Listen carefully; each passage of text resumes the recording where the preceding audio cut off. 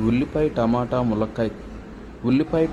ములక్కాయ కూర ఎలా చేసుకోవాలో చూసేద్దాం రండి. చాలా సింపుల్గా చెప్తాను చూడండి. ముందుగా 2 ఉల్లిపాయలు, 2 టమాటాలు, 2 పచ్చిమిర్చి సన్నగా కట్ చేసుకొని పక్కన పెట్టుకుందాం.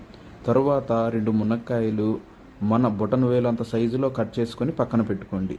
ఇప్పుడు స్టవ్ వెలిగించి దానిలో కొంచెం నూనె పోసి అందులో కట్ చేసుకొని పెట్టిన ఉల్లిపాయలు వేసుకుందాం.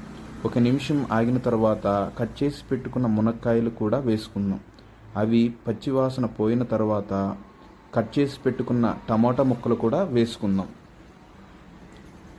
అవి కొంచెం సేపు మగ్గిన తరువాత తగినంత ఉప్పు, తగినంత కారం, తగినంత గరం మసాలా కూడా వేసుకుందాం.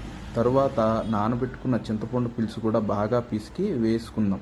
కొంచెం ఆగి స్టవ్ ఆఫ్ చేసుకుందాం. అంతేనండి, సింపుల్ టమాటా ఉల్లిపాయ ములక్కాయ కూర రెడీ.